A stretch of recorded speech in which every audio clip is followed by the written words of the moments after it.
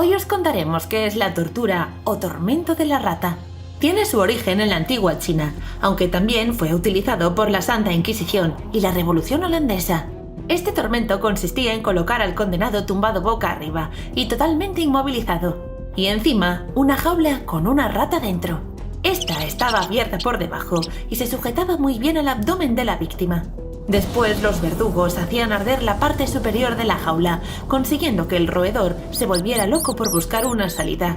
¿Y cómo escapar de una jaula donde la única parte abierta es el cuerpo de un hombre? Pues exactamente por ahí, tic-tackers, por el mismo abdomen. La rata, enloquecida por las llamas, a través de mordiscos se abría un túnel de escapatoria en las tripas y cualquier tejido blando del condenado, llegando a veces incluso a salir por otro lado del cuerpo. El roedor no paraba de devorar con tal de encontrar una salida. Os podéis imaginar el dolor. La rata mordía y mordía, dañando importantes órganos a su paso y desangrando a la víctima, la cual finalmente acababa muriendo, pero no sin antes pasar por un largo y terrible sufrimiento agonizante. La tortura de la rata también tuvo una variante en dictaduras de Chile, Argentina, Uruguay y Brasil. Pero en este caso los roedores eran introducidos en las partes íntimas de los condenados. Un informe de la Comisión Nacional sobre la Desaparición de las Personas en Argentina detalló el uso de un método de tortura conocido como el rectoscopio, que consistía en introducir ratas vivas en el recto o vagina de la víctima a través de un tubo. Ratas que mordían y devoraban las entrañas en esas zonas tan sensibles. Cada mordisco era un tormento insoportable. En ficción también ha estado presente este tipo de castigos con ratas. Si alguno de vosotros ha visto la película Too Fast, Too Furious, la secuela de The Fast and the Furious, el principal antagonista Carter Verone utiliza la tortura de las ratas para hacer que un detective permita que sus hombres lleven a cabo sus planes, sin obstáculos. Entonces, dejando al hombre inmovilizado, le colocan una rata en el abdomen y le ponen encima un cubo de metal. Después calientan el cubo con un soplete, estresando al roedor, que intenta buscar una salida a través del cuerpo del hombre. Cuando el detective accede a la petición de Verone, le retiran el cubo y se pueden ver heridas con sangre producidas por la rata. También hemos podido ver esta misma tortura en la serie Juego de Tronos, en el capítulo 5 de la segunda temporada. Allí Tickler tortura hasta la muerte a un prisionero con el mismo método.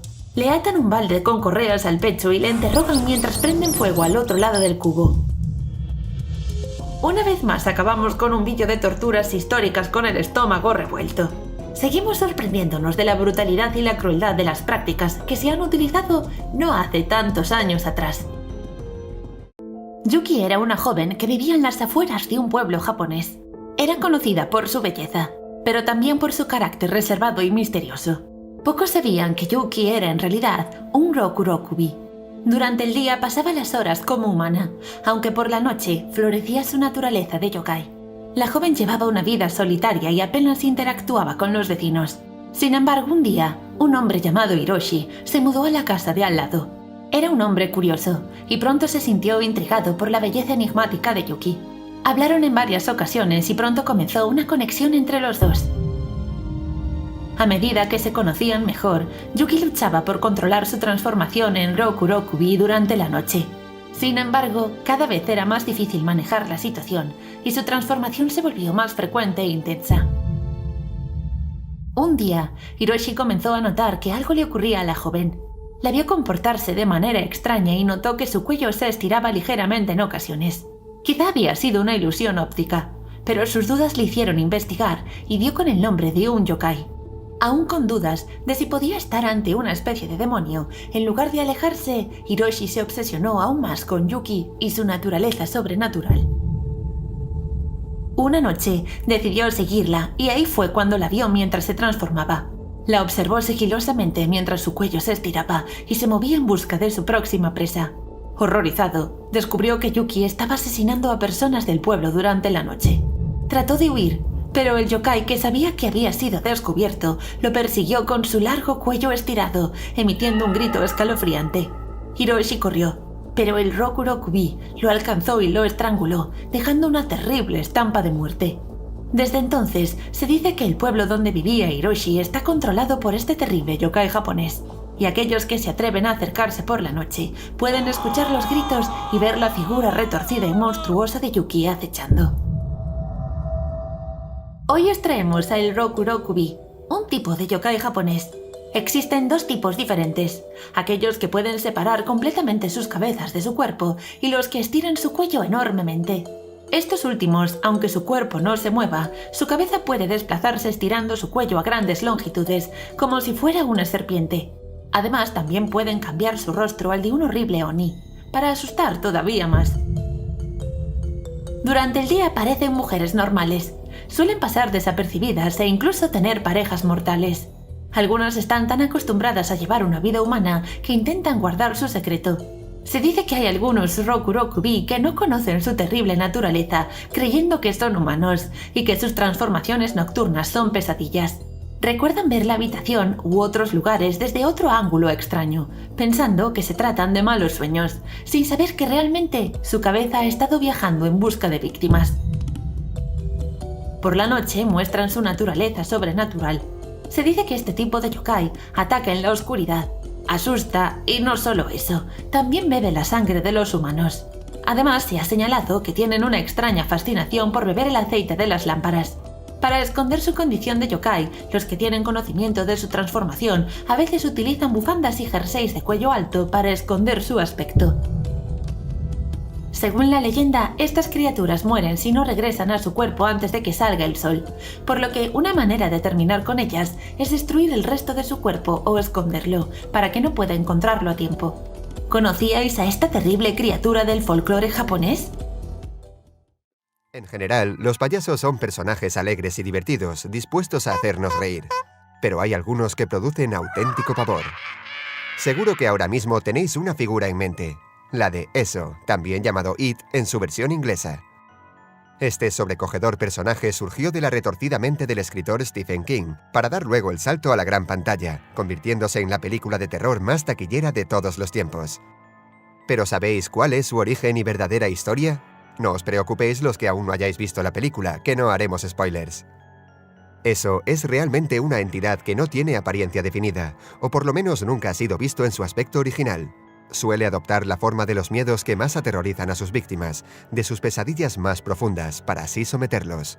Aunque su atuendo más común es el de un payaso bailarín, llamado Pennywise.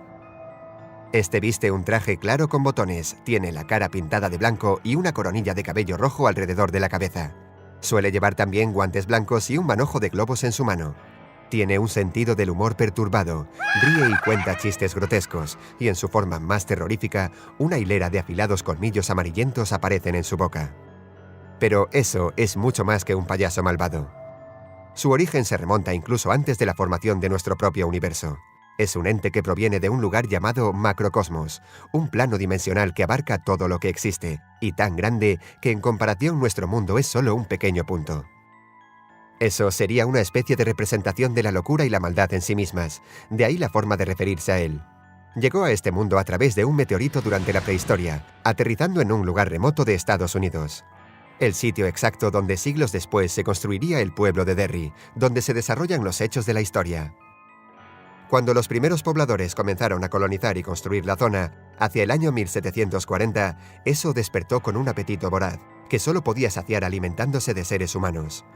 Acabó con la vida de unos 300 colonos y una vez que estuvo saciado volvió a descansar, empezando un ciclo de hibernación que se repite cada 27 años.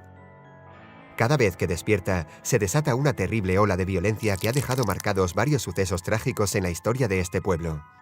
En 1851, un padre de familia, bajo el influjo de eso, enloqueció y envenenó a todos los suyos, para luego suicidarse. 27 años después, los cadáveres de un grupo de leñadores aparecieron masacrados a la orilla del río. La siguiente vez que eso despertó, se produjeron dos de las peores tragedias que se recuerdan en el pueblo. En 1904, un leñador asesinó con su hacha a toda la clientela de un bar.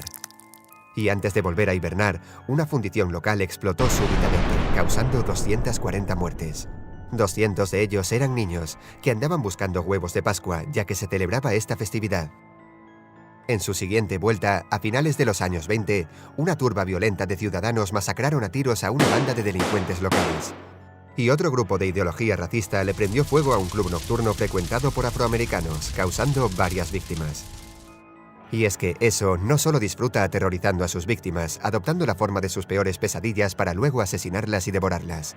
En ocasiones también manipula sus mentes para que se vuelvan violentas y se odien y ataquen unas a otras, provocando olas de destrucción. Su guarida son las cloacas subterráneas de la ciudad, por donde se mueve a su antojo y hasta donde arrastra en ocasiones los cuerpos de sus víctimas. Allí también adopta otra de sus formas comunes, la de una monstruosa araña gigante, la que más se aproximaría a su apariencia física como podría concebirla la mente humana. Porque su forma original son los fuegos fatuos, una masa informe de luces naranjas provenientes del macrocosmos, que con solo mirarlas provocan la muerte o la locura instantánea. A veces, aún estando en su forma física, estos fuegos se aparecen en sus propios ojos, por lo que no se le debe mirar directamente. Durante muchos siglos, Esu campó a sus anchas por el pueblo de Derry, jugando con la mente de los humanos y creyéndose invencible, hasta que se topó con una pandilla de adolescentes que le hicieron comprender algo. Al transformarse en los temores de sus víctimas, a veces de forma automática o involuntaria, también adopta las debilidades de esas formas y queda sujeto a sus limitaciones. Eso quiere decir no solo que es vulnerable y se le puede dañar, sino que se puede acabar con él. Por primera vez en su existencia sintió miedo a la muerte, cosa que incrementó su odio hacia estos adolescentes e hizo que se obsesionase en acabar con ellos. ¿Conseguirán estos sencillos chicos hacer frente a esta entidad tan demoníaca? ¿O se saldrá con la suya una vez más, dejando un reguero de sangre y caos a su paso? Eso tendréis que descubrirlo vosotros, Tic Tacers. ¿Os gustan las historias de payasos?